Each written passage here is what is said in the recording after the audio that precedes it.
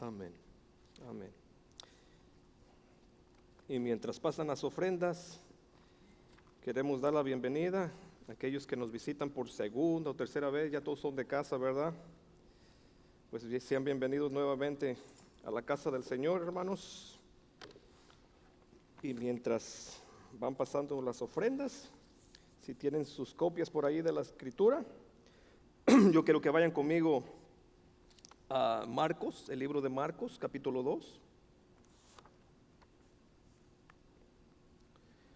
Pero antes de ir a Marcos, hermanos, me di cuenta que necesitamos repasar nuestros versículos. Vamos a ir al catecismo, a la pregunta, forma catecismo, que yo lo llamo un catecismo, porque es una pregunta y una respuesta en el Salmo 119, del versículo 9 al 11. El versículo 9 inicia con una pregunta, y la pregunta es: ¿cómo puede el joven guardar puro su camino? Esa es la pregunta del catecismo de Salmos 119, 9. ¿Cómo puede guardar puro o el joven guardar puro su camino? ¿Cómo puede hacer esto el joven? Y la respuesta es: guardando tu palabra. Y luego él hace una petición al Señor, hace una oración, un ruego, un suspiro, con todo mi corazón. ¿Qué dice? Te he buscado. No dejes, aquí está la oración, hermanos, no dejes que me desvíe de tus mandamientos. Y luego vuelve a su corazón y dice: en mi corazón he ¿qué? Atesorado. ¿Qué cosa, hermanos? Tu palabra, con el fin, con el propósito, para no pecar contra ti. Salmo de David, aquel que en Samuel reconoció: contra ti he pecado. En el Salmo 51, contra el Salmo 32 igual: contra ti, Señor, he pecado. Escribió este salmo, hermanos. Salmo 119, del versículo 9 al 11. Así que vamos a repasarlo, hermanos, una y otra vez. Si tienen entonces sus Biblias, hermanos, pónganse de pie. Vamos a leer el versículo, capítulo 2, versículo 13. 2:13. ¿Lo tienen? Para darle lectura, hermanos.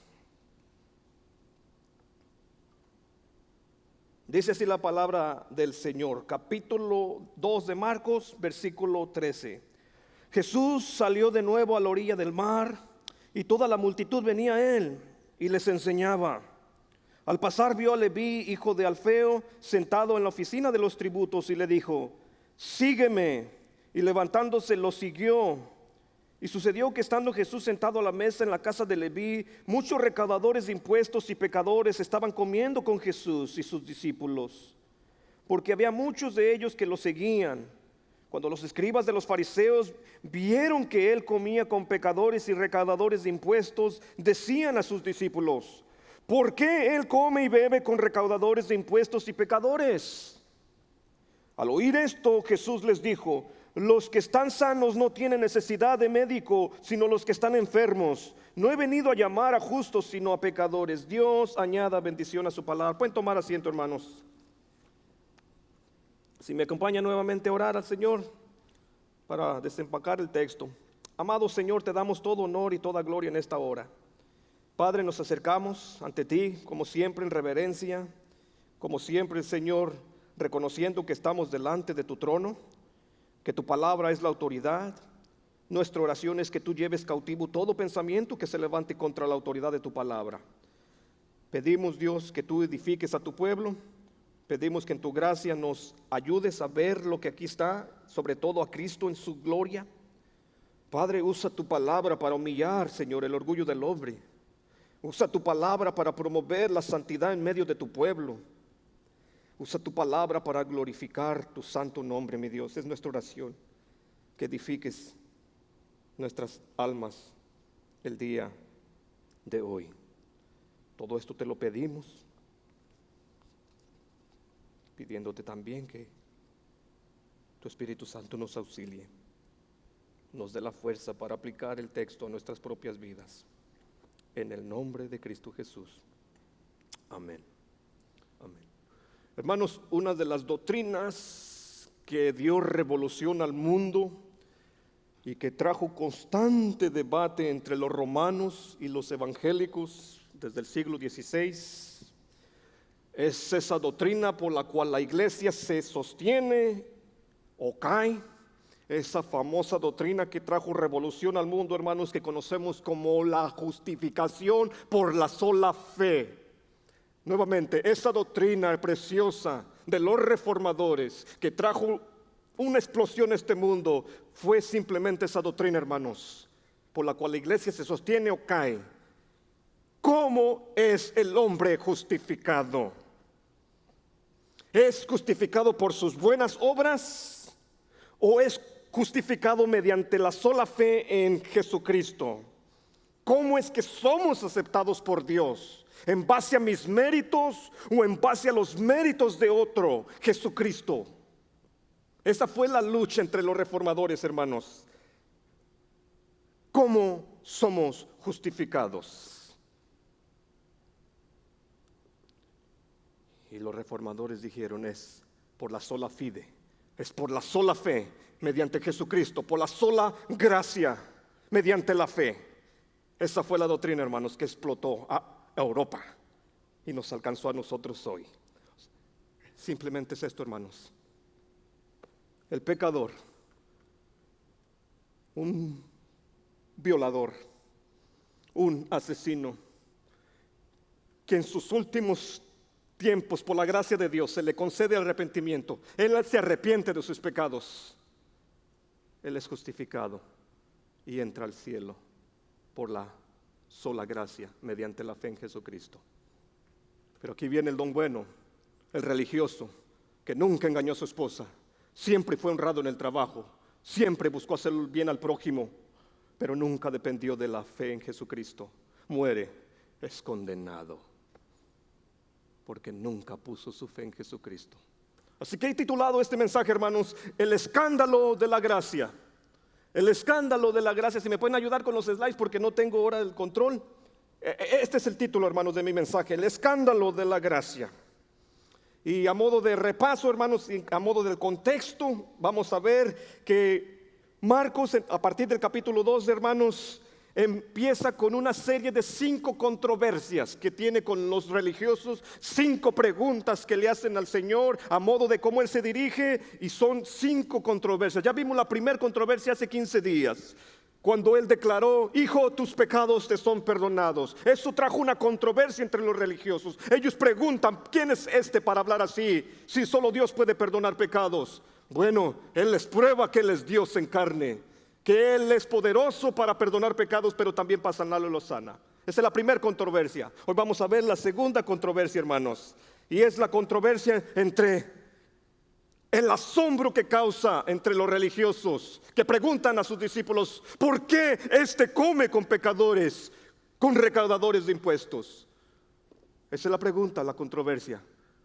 No se esperaban los religiosos eso, que Jesús estuviera con los más, la escoria del mundo, hermanos. Eso provocó una controversia con los que creían ser puros, religiosamente, ceremonialmente puros, piadosos, santos de ese entonces, hermanos. Se inicia algo. Así que vamos a ver esa controversia, hermanos. Mi argumento en esta hora, lo que los quiero convencer de esto: si tú estás aquí con muchos pecados, si tú estás aquí cargada y afligida o cargado y afligido, que crees que Jesús ya ha sido muy lejos, que no te puede perdonar. Bueno, mi argumento es este: que Jesús vino a llamar a pecadores al arrepentimiento. Jesús vino por pecadores, no por los que se creen justos. No por los que se creen justos. Así que vamos a ver 3 puntos, hermanos, 3 puntos sobre mi mensaje, ¿verdad? El primero tiene que ver con un llamado escandaloso para el más despreciable. Es un escándalo esto, hermanos, que Él haya llamado a este tipo de persona llamado Leví. Pero también vemos que se hace otro escándalo cuando ven a Jesús conviviendo con gente de dudosa procedencia, con gente que tú y yo quizás dudaríamos en juntarnos hoy en día para guardar nuestra reputación. Y número 3, vamos a ver el escándalo, hermanos, cuando Jesús declara su misión. Vamos a ver, hermanos, que fue escandalosamente sorprendente lo que Jesús les afirmó a estos religiosos en versículo 17. Así que vamos al primer punto, vamos al punto 1, un llamado escandaloso para el más despreciable. Vean lo que dice la Escritura, hermanos. Jesús salió de nuevo a la orilla del mar y toda la multitud venía a él y les enseñaba. Esto viene inmediatamente, hermanos, de sanar a este paralítico en la casa de Pedro, digamos. Bueno, termina ahí su obra. Él sale de esta casa de Pedro, sale de Capernaum y va hacia la costa, hacia el mar de Galilea. Y ahí, estando él ahí, hermanos, la gente sigue llegando a él a montones. La gente sigue buscando a Jesús. ¿Y qué hace Jesús? Bueno, Jesús nos dice, hermanos, que les enseñaba. Recuerden lo que les he dicho. Jesús no quiere ser reconocido por un obrador de milagros, por un sanador de milagros. Sí, vino como el gran médico, pero el médico primordialmente de sus almas y también de sus cuerpos. Pero aquí Él les enseñaba, hermanos. Vemos que en su apretada agenda, el Señor, hermanos, ocupa un espacio para enseñar. Recuerden, Jesús está en su momento de auge, hermanos, en su momento de popularidad. Es buscado, es aclamado. Y en medio de esto, Él, hermanos, enseñaba. Así que la pregunta para nosotros como iglesia es una gran lección para nosotros. Jesús quiere ser reconocido como un predicador. Jesús es el Hijo de Dios y Dios hizo de Jesús un predicador. Más que nada, hermanos, Él vino a anunciar el reino de Dios. Arrepentíos y creer en el evangelio. Esa era su proclamación, ese era su mensaje. Él era un pastor predicador. ¿Y aquí qué hacemos? Haciendo lo mismo, hermanos. ¿Se acuerdan cuando lo buscaban sus discípulos? La gente te busca. ¿Qué hizo Él? Vámonos a otro lugar para que yo también allí predique, enseñe. Él quiere ser reconocido por su enseñanza, por su predicación. Y esa es una buena pregunta para nuestra iglesia. ¿Queremos ser reconocidos por traer a miles aquí? ¿Queremos ser reconocidos por tener ministerios de mujeres aquí los jueves? ¿Queremos ser reconocidos por tener un grupo de español? ¿O queremos ser reconocidos por la enseñanza, por nuestra doctrina, por lo que enseñamos? Tristemente, mucha gente no busca esto. Busca espectáculo, busca show, busca que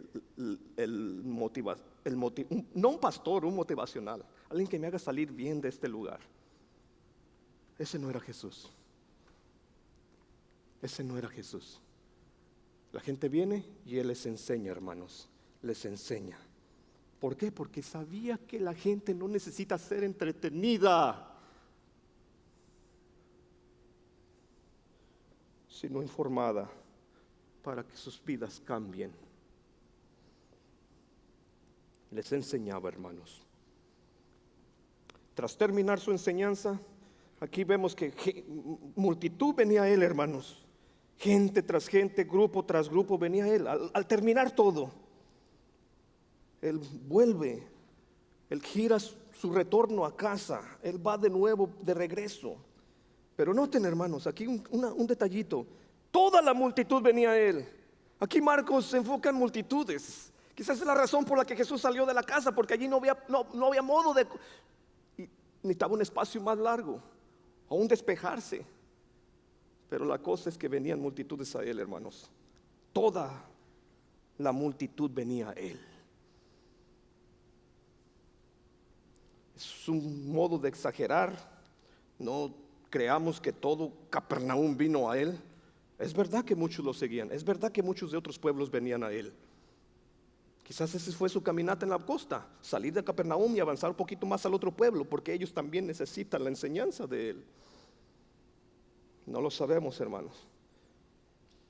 Pero hay aquí algo. Hay alguien que no viene con Él. Entre toda esta multitud que lo seguía, hubo alguien que quizás vio montones caminar, bueno, ¿qué está pasando? Pero no se interesó en lo que estaba sucediendo. Ese se llama Leví. Leví no estaba entre toda la multitud. ¿Por qué? Porque no le interesaba lo que este maestro tenía. Quizás la experiencia con los otros maestros no le daba mucho que desear de Jesús. ¿Había oído de Jesús? Por supuesto que sí, pero no se levantó, no dejó el puesto de los tributos, ahí permaneció. ¿Por qué? Porque ese era su trabajo. ¿Por qué? Porque le producía mucha ganancia. Vean, hermanos, que él no estaba entre la multitud, pero vean la gracia de Dios en versículo 14, hermanos. Al pasar vio a Leví, hijo de Alfeo, sentado en la oficina de los atributos, y le dijo: sígueme. Y levantándose lo siguió. Algo muy similar a lo que vimos en capítulo 1, versículo 16 hasta el 20. ¿Se acuerdan cómo él iba en la costa? Y llamó a Bernabé, llamó a Pedro, llamó a Juan, llamó a Jacob. Es algo similar, hermanos. El mismo lago, mismo Capernaum. Jesús lo vuelve a hacer. Lo ve. Y vean la autoridad de Jesús. Vean el poder de su palabra, hermanos. Vean la autoridad. Sígueme. A diferencia de los otros llamados que les hizo a los primeros pescadores, este era mucho más escandaloso, hermanos. Mucho más escandaloso. Por tratarse de una persona con un oficio muy despreciado por sus compatriotas, muy odiado por los judíos. ¿Cuál era su oficio, hermanos? Era un recaudador de impuestos. Así que la acción de Jesús de invitar a un recaudador de impuestos a su equipo, a quien lo siga como discípulo, es revolucionario. Ningún maestro quisiera a un recaudador de impuestos a su lado, porque los consideraban inmundos por asociarse con Roma, por estar muy cerca y con mucha presencia gentil. Eran inmundos. Es más, los documentos judíos, la Mishnah, el Talmud, hablaban y equipaban, hermanos, a un recaudador de impuestos a la misma estatura, a un nivel de un asesino y un ladrón. Un recaudador de impuestos no era mejor. Es más, sus mismos documentos hablaban y decían que si un recaudador de impuestos entraba en una casa normal, todo se contaminaba. Es más, rehusaban los sacerdotes recibir ofrendas de estos recaudadores de impuestos. ¿Por qué? Porque este dinero se consideraba de procedencia ilícita, robado. No lo aceptaban. Es más, el testimonio de un recaudador de impuestos en la corte para dar testimonio no era aceptado, era rechazado. Así que, hermanos, a diferencia del leproso, que era una enfermedad que él no pidió, este era considerado también inmundo por asociarse con Roma para extorsionar a su propio pueblo. Así que era un inmundo por elección. Él eligió ese lucrativo trabajo. Y vamos a hablar más de ese lucrativo trabajo, hermanos. Leví. Por Mateo 9 sabemos que ese era su otro nombre, Mateo. Es el mismo, Mateo y Leví es la misma persona. ¿Cómo es que aquí se llama Leví y en los otros que Marcos aún lo llama también Mateo? Y Mateo muy probablemente tiene que ver, hermanos, con lo mismo que le sucedió a Pedro. Pedro, Dios le dio su nombre, porque no se llamaba Pedro, se llamaba Simón. Y Jesús le dijo: te llamarás Pedro. Le cambió el nombre. Muy probablemente aquí también. O mismo Leví se decide quitar ese nombre con lo que lo iban a reconocer como un recaudador, y ahora una nueva vida. Se podía cambiar el nombre, hermanos. Y muy probablemente escogió Mateo. Mateo significa regalo de Dios. Quizás es así lo que vio él. El llamado que Dios le hizo, un regalo que Dios me ha dado a mí, un despreciable y miserable recaudador de impuestos. Era lo peor, hermanos. Era lo peor que había en la sociedad. Es más, Se les reconocía y se les llamaba a estos hombres, hermanos, por su propio pueblo, unas garrapatas. ¿Saben lo que es una garrapata, niños? Nosotros conocemos lo que es la garrapata, ¿verdad? Vivimos entre vacas y burros y caballos. Sabemos lo que hace la garrapata: chupar la sangre de la vaca, acabarla. Así eran vistos estos recaudadores de impuestos, como garrapatas que chupaban la propia sangre de sus propios compatriotas, de su propia patria, extorsionando a su propia gente con los impuestos, hermanos. Así que, hermanos, este oficio era visto muy malo por la tradición judía, por los religiosos. Era horrible, hermanos. Era traición a la patria, era inmundicia. Trabajar con el enemigo, Roma. Roma controlaba a los palestinos, a los judíos, y les exigía tributo. Eran vistos traicioneros, porque no solamente trabajaban con Roma, sino con sus clientes. ¿Quiénes eran sus clientes? Herodes. Los Herodes eran sus clientes. Así que, hermanos, eran unos traicioneros. Si gustas, sus niños no podían ir a la escuela. Si gustas, ellos no podían acercarse a la iglesia, la sinagoga. Igual, por inmundicia. Inmundicia electiva. Ellos eligieron ese puesto. Así que no se les prohibía, hermanos. Ellos no entraban a lo que, digamos, eran las iglesias de ese entonces. Vea el estigma. La familia misma sufría este estigma. Eran rechazados por la sociedad, rechazados por el grupo religioso. Eran unos traicioneros, ceremonialmente inmundos, hermanos. No quiero ir a Mateo, pero Mateo dice que el Señor lo vio. Y su mirada fue tan penetrante para Mateo Leví, que cuando Dios le dijo, sígueme, sucedió esto mismo que vemos aquí. Inmediatamente se levantó y lo siguió. ¿Qué vio? ¿Qué vio en Jesús Leví? Porque fue radical su cambio, hermanos. Levantándose lo siguió. Fue una respuesta inmediata. Bueno, propongo que fue el peso de la autoridad del llamado que el Señor le hizo. No le está dando una sugerencia, le está diciendo imperativo, un mandato: sígueme. Y aquel pecador que no lo siguió, que no fue con las multitudes, ahora se levanta de su mesita donde contaba sus tributos, lo abandona todo y va en pos del maestro, hermanos. Lucas, paralelo con Lucas 5, 38, 28, hermanos, dice lo siguiente también. Es paralelo a esto. Esta historia se encuentra en los tres sinópticos: Mateo, Marcos, Lucas. Y Lucas dice que, y él, dejándolo todo, se levantó y lo seguía. Hermanos, este hombre midió el costo y asumió el reto. Asumió el precio de lo que iba a costar seguir a Cristo. Dejó todo. Todo. Lo primero que él quería allí, hermanos, era un corazón avaricioso. Es exigir más de los taxes o impuestos a su propio. Hablaba de un corazón que quería más ganancia. Esa era su ganancia.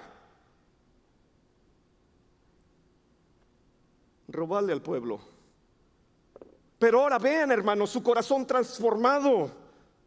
Lo deja todo, deja su vida de tributo, deja su vida de extorsión, deja lo que amaba y va en pos del Señor. Adiós a la avaricia deshonesta. Adiós, le dice. A diferencia de los 4 pescadores, hermanos, ellos podían volver en cualquier momento a su trabajo, a su oficio. Y lo vemos. Eso lo hizo Pedro, lo hicieron los demás. Cuando Jesús murió, volvieron a su trabajo, volvieron a pescar. A diferencia de eso, hermanos, este oficio era tan lucrativo, tan deseado, que una vez lo dejara, era muy difícil que lo volviera a conseguir. Muy pronto se llenaba esa vacante. Él no le importó, hermanos. Él lo dejó todo.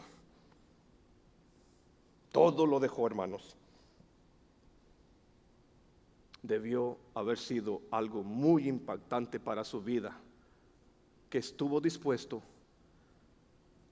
a dejar su oficio, a dejar sus ganancias lucrativas, a dejarlo todo, hermanos, todo, por seguir al maestro. Eso fue lo impactante.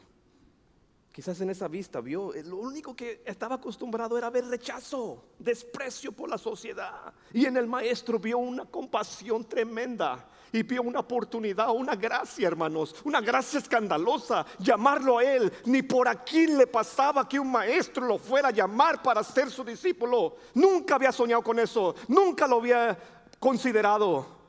Lo que consideraba era su trabajo, sus ganancias deshonestas. Pero aquí vio su transformación, hermanos. Transformación, un grado de 180, un giro tremendo hacia la otra dirección. Abandona todo y sirve a su maestro.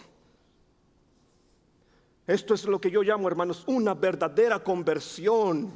Esto es una verdadera conversión, hermanos, una transformación tremenda. Dejar atrás sus oficios, dejar atrás sus posesiones y seguir a Cristo. Porque vio mucho de más valor a seguir a Cristo que seguir en esa mesa de los tributos, extorsionando a su gente. Y mi pregunta, hermano, a modo de aplicación, el próximo slide, Camila. ¿Esto te ha sucedido en tu vida? ¿Has experimentado este llamado, esta transformación en tu vida? Tú que te dices haber nacido de nuevo. Nota mi pregunta. Mi pregunta no es si tú alzaste la mano en una conferencia o en una campaña evangelística para recibir a Cristo. Mi pregunta no es si tú hiciste la oración del pecador para recibir a Cristo. No, esa no es mi pregunta. Mi pregunta es si has experimentado un cambio radical en tu vida, una transformación en tu vida, una conversión, que ahora lo que antes amabas, ahora lo odias. Y lo que antes despreciabas y no seguías y no amabas, ahora lo amas y lo aprecias. ¿Eso te ha sucedido? ¿Eso ha sucedido en tu vida, hermano? Vean lo que hizo Leví. Y levantándose lo siguió, verso 14. Esto es el discipulado, hermanos. Esto es el discipulado 101. Ir en pos del maestro, aprender del maestro, negarse a sí mismo y seguirlo a él. ¿Te ha sucedido esto?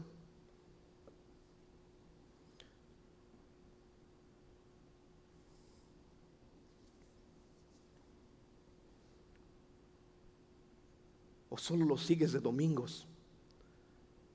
¿Qué te hace diferente al romanismo? Ellos van también todos los domingos a misa. Es más, conozco una señora en la clínica que va los viernes, es catecista, va los miércoles.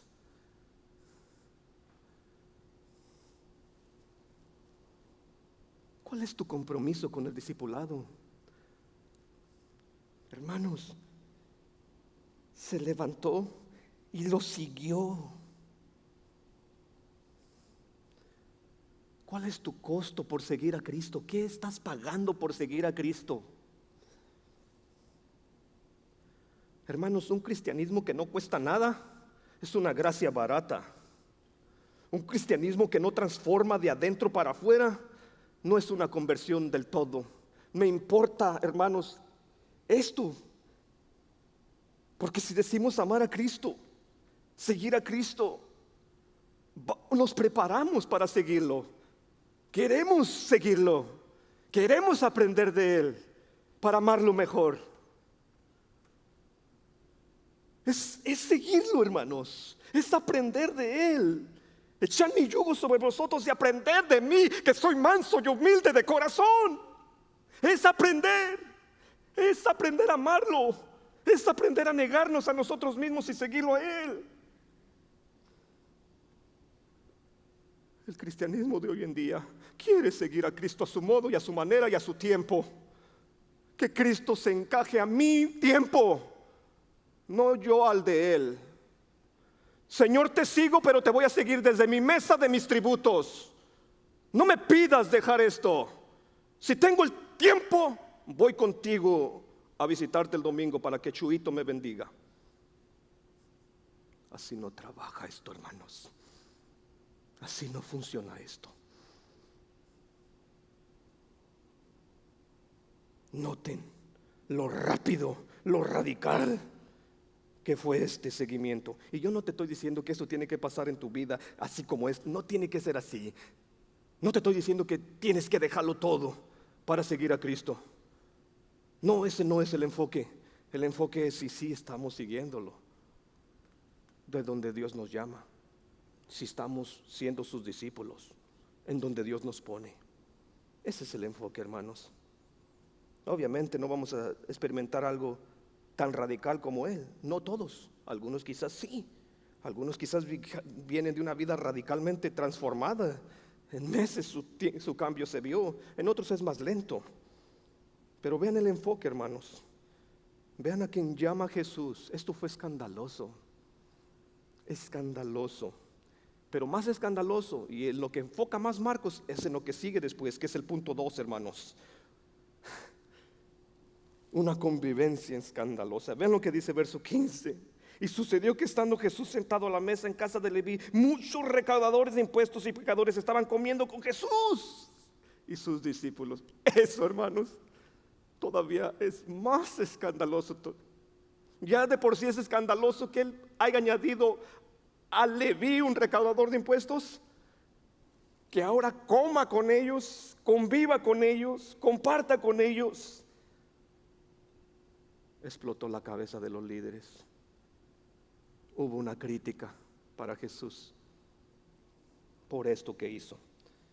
Noten, hermanos, quizás Mateo Leví en su corazón agradecido, en honor a Jesús, en honor al llamado que le hizo, la oportunidad que le dio, la gracia que le extendió. Él quiere hacer un banquete para Jesús, en honor a su nombre, porque está agradecido por lo que Dios ha hecho por él, por la oportunidad que se le ha extendido. Así que él, hermanos, ¿a quién creen que invitó? Con todos los que se juntaban. Y vean el grupo con el que se juntaba Mateo o Leví. Muchos recaudadores de impuestos. Eran sus compiches. Era con los que se llevaba bien. Era con los que no se sentía rechazado. Era con los que se apoyaba. Pero hay otro grupo más. Y pecadores. Y pecadores. Hermanos, aquí hay una lección para nosotros. Leví, tras seguir a Jesús, inmediatamente se vuelve un misionero, un evangelista. Inmediatamente. ¿Sabes qué? Voy a hacer una fiesta, voy a invitar a Jesús, porque lo que me ha sucedido a mí es una gran noticia que otros también deben saberlo, porque otros también pueden beneficiarse de esto. Voy a invitarlos para que conozcan a mi invitado, para que conozcan ahora a mi maestro.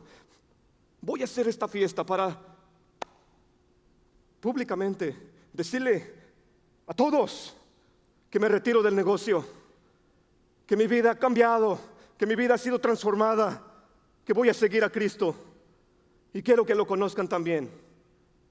Eso es lo que hizo Mateo. Eso es lo que hizo Leví, hermanos. De ahora en adelante pone las manos en el arado y no vuelve atrás. Una fiesta de despedida, una fiesta de honor. Mi pregunta, amado hermano, amada hermana, ¿cuántos en tu trabajo saben que tú eres creyente?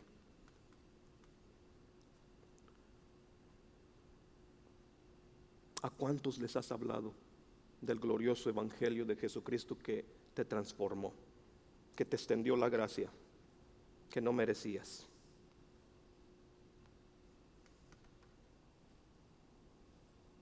¿A cuántos les has hablado de tu rey? Conozcan a mi rey.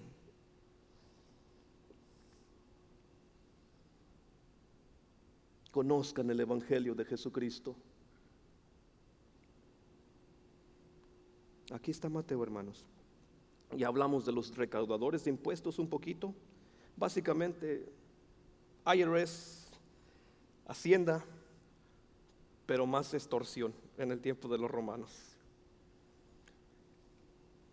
Extorsionaban, hermanos, inflaban los intereses. Y allí estaba por eso Mateo, Leví, porque había pesca, habrá que cobrar impuestos, habrá que cobrarles. Ahí estaba. Pero vamos a hablar, hermanos, ahora del otro grupo de pecadores. ¿Quiénes son estos pecadores en esta lista, hermanos? En términos judíos, hermanos, se usaba pecadores para describir a este tipo de gente que no tenía ningún respeto por la ley de Moisés, ningún respeto por las tradiciones rabínicas. Por lo tanto, eran vistos por los religiosos como viles y despreciados pecadores. No observan la ley, no van los domingos a la iglesia, prefieren irse a la cantina o al fútbol, a la zona roja o rosa, pero no estar aquí. Esos eran los pecadores desde entonces, hermanos. Aquellos que no honraban las tradiciones de los rabinos y no honraban la ley. Era gente de moral cuestionable, hermanos. Gente no con un buen nombre, no una buena reputación. Gente con la que tú y yo nuevamente no nos juntaríamos. Ahí estaban conviviendo con Jesús. Es más, la Escritura nos dice que había muchos de ellos que lo seguían. Muchos de ellos se interesaron en el ministerio de Jesús. Muchos de ellos quizás ya estaban a un pasito de dar un compromiso con Él. Ahí estaban, hermanos. Vieron en Jesús un hombre diferente, una enseñanza distinta, no como la de los escribas. ¿Se acuerdan? Ahí estaban entonces, siguiéndole. Esta es la primera palabra donde vemos el discipulado. Ese es el discipulado, hermanos. Seguir a Jesús. Y ahí estaban estos hermanos de una moral cuestionable, conviviendo con Él. Ese es el tipo de banquete que le hizo Leví a Jesús, hermanos. Había mucha gente comiendo. No era una media hora, no era una hora, era convivir, hermanos, a la mesa, hombro a hombro, acostados, era como comían. Allí estaban. Y por alguna razón, hermanos, como ya vimos, hay algo que llama la atención en esto. Hay algo que enciende las alarmas. Muchos le seguían. Su enseñanza era atractiva. Enseñaba con autoridad, hacía milagros, era atractivo. Ver sanar enfermos, ver sanar paralíticos, ver sanar ciegos. Gente lo buscaba por diferentes intereses. Aplicación, hermanos. La tragedia de la iglesia hoy en día es esta: querer ser como el mundo. Decimos, bueno, ¿cómo los vamos a traer a nuestras puertas? ¿Cómo vamos a lograr que la gente venga? Bueno, vamos a poner luces, vamos a poner humo, vamos a ponerles un show, vamos a contratarles un motivacional aquí para que los motive y la gente empiece a venir. Hermanos, nunca ha funcionado. Hermanos, no ha funcionado. Puedes tener multitudes, pero no discípulos. Hermanos, en su afán por querer hacer esto cómodo, quitaron la cruz, removieron un púlpito, pusieron una tarima, un escenario. Y venga la gente. Estándares del mundo para ganar al mundo, hacerse como ellos para ganarlos a ellos, mal aplicando Corintios. Bueno, hermanos, aquí está la esencia. ¿Y qué es lo que trae personas cuando la iglesia es distinta? Cuando la iglesia es distinta, la gente comienza a venir porque hay algo diferente. Ya están hartos de lo mismo, de no cambios. Quieren algo distinto. Y la iglesia se los puede dar. Cuando la iglesia es santa, hermanos, eso es atractivo para el mundo. Y vienen. Siempre ha sido así. Siempre lo será así, hermanos. Y se me va acabando el timing. ¿Quiénes eran estos fariseos? Noten que dice que lo vieron los escribas de los fariseos. Notaron esto que Jesús estaba haciendo, que Él comía con pecadores y recaudadores de impuestos. Ya hablamos de los escribas, eran los PhD de ese entonces, los doctores de la ley, como los llama Lucas, los entendidos en la escritura. Ya hablamos de ellos. Ahora hablemos de estos fariseos, hermanos, porque aquí parecen también como los escribas de los fariseos. Noten, lamentablemente la Reina Valera 60, hermanos, pone una I en conjunción, hace de dos grupos distintos, y lo eran distintos, pero no es como el original lo tiene. El original dice: los escribas de los fariseos pertenecían, en otra manera, escribas pertenecían a este grupo, no todos, pero la mayoría se inclinaban por ser fariseos. Ahora, ¿quiénes eran estos fariseos? Rápidamente, hermanos, eran los separatistas de ese entonces. Eran aquellos que vieron en la cultura, en el judaísmo, un judaísmo muy light, eran los conservadores de ese entonces, que dijeron: ¿saben qué? Vamos a reformar este asunto. Mucho se ha metido la cultura griega al judaísmo y no queremos eso. Queremos reformar esto. Vamos a separarnos de la inmundicia, vamos a separarnos de todas estas culturas falsas. Así que, hermanos, esta era una secta, la secta de los fariseos, que eran conocidos por su piedad, por su santidad. Hermanos, nosotros tenemos un mal ejemplo de ellos por su hipocresía, por cómo trataron a Jesús. Pero en el entonces de Jesús, en el día de Jesús, eran muy respetados, muy amados, muy seguidos por eso. Porque era gente, hermanos, que saltaba la ley. Era gente que quería honrar a Dios. Se conocían por su santidad, su pureza. Eso era llamativo. Así que estos eran esos hombres, unos hombres piadosos que buscaban la santidad, y en su afán por buscar la santidad pusieron muchas leyes para proteger la ley, hermanos, para no ir en contra de la ley. Pusieron más adiciones, más pruebas al pueblo, más carga, con su buena intención de no ofender la ley, no ofender la Torah. Estos eran los fariseos, hermanos, una secta religiosa, rigorista y muy legalista, hermanos, conocida por su apego a la ley ceremonial, a la ley, sobre todo de ceremonias. Estos eran los judíos. Jesús, hermanos, oye lo que ellos critican, lo que ellos le reclamaron a sus discípulos, y Jesús le responde en versículo 17. Vean lo que responde. Al oír esto, Jesús les dijo: los que están sanos no tienen necesidad de médico, sino los que están enfermos. No he venido a llamar a justos, sino a pecadores. A ellos no les llama para nada que Jesús esté comiendo con estas personas. Si Él es un maestro respetado, ¿qué hace con estas personas de mala procedencia? No lo hace ver bien a Jesús, y no lo hace ver bien a ellos, que tanto se esmeraban para hacer una distinción entre estas personas, alejarse de estas personas, porque no honraban la ley, despreciados. Y Jesús come con ellos, se sienta con ellos, sin temor a ser contagiados ceremonialmente. Y preguntan, y Jesús le responde a su pregunta de por qué come su maestro con este tipo de gente. Ahí está la respuesta, hermanos. Y vean la misión escandalosa que el Señor les declara. Vean lo que dice el Señor que vino, a quienes vino. Ahí está en verso 17. Tras escuchar su crítica, Jesús les responde con un proverbio, hermanos, un proverbio muy conocido por los judíos. Y el proverbio era que los que están sanos no tienen necesidad de médico. Obvio, no van en busca de un médico, de un doctor, porque están bien, están sanos. Ese es el proverbio. Sino, ¿quiénes son los que van a visitar al doctor? ¿A quiénes busca el doctor? ¿Con quiénes se junta el doctor? ¿O en busca de quiénes va el doctor? ¿A qué casa va el doctor cuando se le entiende que hay una emergencia? A los enfermos. Ese es el proverbio, hermano. Los que están enfermos. Jesús está afirmando categóricamente, hermanos, que los necesitados de un doctor son los enfermos, son los que están en gran necesidad, hermanos.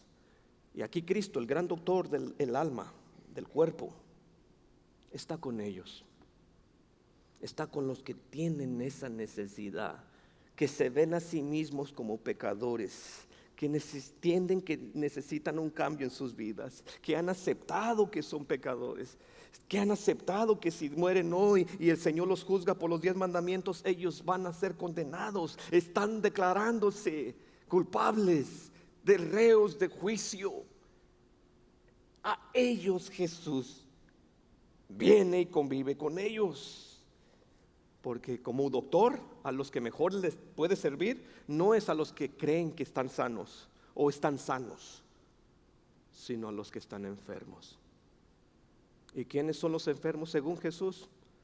Un leví, pecadores que se ven en su bancarrota espiritual y claman: ten misericordia de mí, perdona mis pecados, que son muchos, Señor. Aquellos que lloran y se lamentan por su pecado, esos son los enfermos, esos son a los que Cristo vino. Imaginemos, hermanos, un herido de gravedad y va a urgencias y te estás muriendo y el doctor no llega porque este doctor no quiere ser expuesto a tu sangre. Te mueres. Jesús no era ese. Jesús está con los enfermos. Jesús no está diciendo que estos hombres son justos per se, sino que ellos se están percibiendo como justos al separarse de los pecadores. En vez de traerlos, no quiere nada con ellos. Él dice: yo no he venido a eso. Yo no he venido a eso. Entonces, ¿a qué vino Jesús? Aquí está, hermanos. No he venido a llamar a justos, sino a pecadores. Esto es escandaloso, hermanos. El paralelo de Lucas 5:32 nos dice: al arrepentimiento. El Señor ama tanto a los que llama, que los llama a no seguir iguales. Es más, no los va a dejar iguales. No te va a dejar en la mesa de los tributos. No te va a dejar que sigas haciendo tus malandrines. No, te va a transformar, te va a cambiar. Llama al arrepentimiento. El arrepentimiento, hermanos, es transformación, es dar la vuelta, es a dejar algo por algo mejor. Es un cambio, hermanos. Reconoce su bancarrota espiritual y va a quien puede perdonarlo. Abandona su pecado y viene a Cristo en busca de perdón. Eso es arrepentimiento. Se vuelve a Dios en fe, creyendo que el Señor lo puede perdonar, totalmente convencido que Él lo va a aceptar. Eso es fe. Esos son los objetos del llamado de Jesús, hermanos. Así que, para terminar, Jesús es el buen médico de pecadores. Esa es una buena noticia para nosotros. Si tú te ves como un pecador, hay una buena noticia para ti. Y esta es: Jesús ofreció su vida en sacrificio por muchos. Dio su vida para redimir a muchos, en rescate por muchos. Y mi pregunta es aquí: ¿has logrado ver tu bancarrota espiritual? ¿Tu necesidad de perdón? ¿Lo has visto? Porque ese es el primer paso: verte como un pecador, merecedor del infierno, para poder ser sacado de allí por la gracia de Dios. Esto es el siervo sufriente. Este es el gran médico de las almas. Está con los enfermos y está aquí. Hoy te extiende una invitación a ti. Pero si tú no te ves como un pecador, Jesús no tiene nada que ofrecerte a ti. Porque según tú eres don bueno, doña buena, nunca has ofendido a nadie, nunca has mentido, nunca has robado, nunca has deseado en tu corazón nada malo. No tienes necesidad de Él. Jesús dice: a esos no vine. Vine por los que sí tienen necesidad de mí. Y esos somos nosotros los humanos que reconocemos a Jesucristo. Aplicación. Aquí está para creyentes, rápidamente para irnos ya. Hermanos, una de las tragedias cuando venimos a Cristo es que se nos aparta del mundo pecador. Inmediatamente vienes a Cristo, te dice, ya no te juntes con esas personas, ya no te juntes con tus amigos, los mujeriegos, ya abandona a ellos. Y entiendo su buena intención porque la Biblia es clara, ¿verdad? Las malas compañías corrompen las buenas amistades, corrompen. ¿Aprendes el que se junta con lobos? ¿Aprende a qué? Entiendo eso, hermanos, pero jamás olvidemos que somos salvos por gracia. Jamás olvidemos que esa era nuestra condición: pecadores, no arrepentidos, amadores de lo malo. Ahí estábamos como ellos, hermanos, y de allí nos llamó el Señor. Y ahora el Señor amorosamente invita a su iglesia a hacer presencia entre ellos, ser sal, ser luz.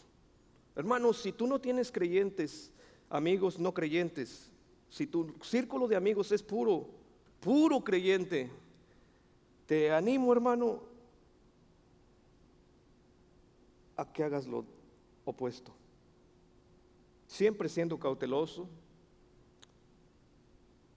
Pero quienes necesitan de ti, sí, somos los creyentes, sí, necesitamos tu consejo, tus oraciones, tu presencia, pero también los pecadores allá afuera, no los olvides.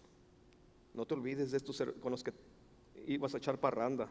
De vez en cuando moléstalos con el evangelio, incomódalos con tu presencia, sé sal, sé luz en medio de ellos. Y siguen tanto atesorando a Cristo Jesús en tu vida. Busquemos eso, hermanos. Somos llamados a ser la sal de la tierra, no un salero. Tenemos que salir del frasco para conservar la podrición de la que estamos viviendo de cultura. Necesitamos presencia allí. Recuerda también que la sal no es agradable. Te van a querer escupir, dijo Spurgeon. Te van a querer vomitar. Pero hay que estar allí. Busca ser influenciado y no al revés. No al revés. Somos y estamos en el mundo, pero no somos del mundo. Aquí estamos, hermanos. Aquí nos dejó el Señor. Aquí nos puso en Edmond. ¿Para qué? Para convertirnos y vivir mi vida feliz trabajando y esperar que venga el cielo. Eso es lo que la Biblia dice. Esperar su regreso. O para proclamar las grandezas de aquel que nos llamó de su luz admirable. Para hablar de Cristo. Esto hizo Leví. Esto hizo Leví. Invitó a aquellos con los que se juntaba para exponerlos a Cristo. Evitemos algo, hermanos. Esto es nuestra lucha como creyentes, ser fariseos. El modo en que vemos a aquellos que no aman a Cristo. Los rechazamos y nos olvidamos. A veces tomamos esta actitud. ¿Por qué se junta con esas personas? Bueno, porque hay una misión. A ellos vino. Si no eres creyente, aquí está nuestro gran consuelo. Esto es lo que te ofrecemos como iglesia, lo que siempre te ofreceremos. No que si te vienes a Cristo tu vida va a cambiar, va a ser una vida de maravilla con tu esposo, tus hijos van a ser transformados de la drogadicción, tu vida va a ser mejor. No. Parte de eso, pero no es eso nuestra proclamación. Lo que te ofrecemos es el consuelo del evangelio. Y aquí está lo que ofrecemos. Cristo murió por pecadores. Cristo murió por pecadores y a los tales llama al arrepentimiento. Si tú te consideras uno de ellos, entonces ven a Él, abandona tus pecados, lávate en la sangre carmesí, ven al Cristo, el Cordero que quita el pecado del mundo. Pero si no eres tal, no quieres dejar tus pecados, entonces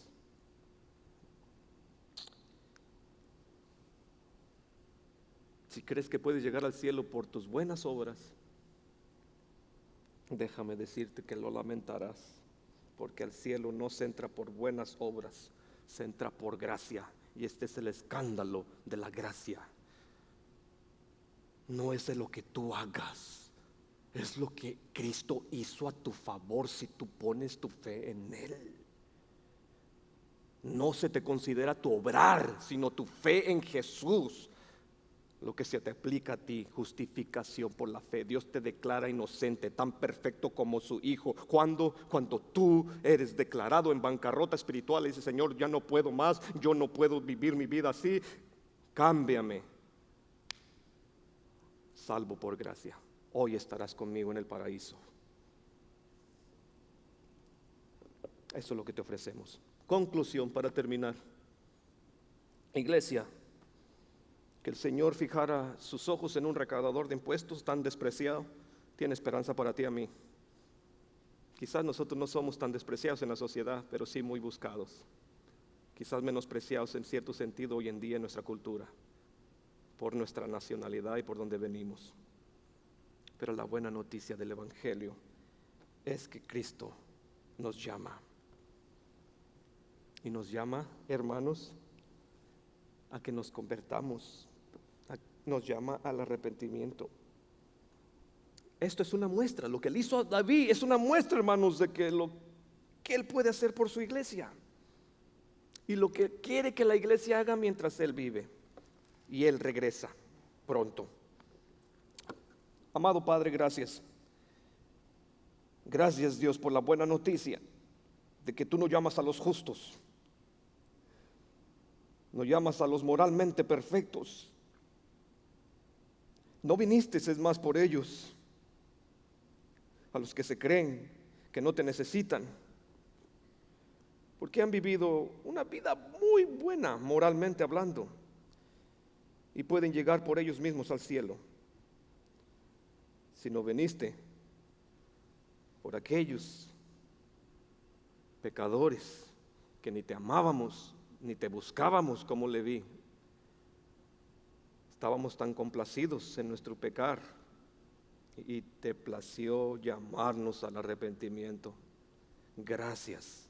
Gracias por hacer ver mi maldad en nuestros corazones y ver lo hermoso de Cristo y su sacrificio y correr a Él. Gracias por ello.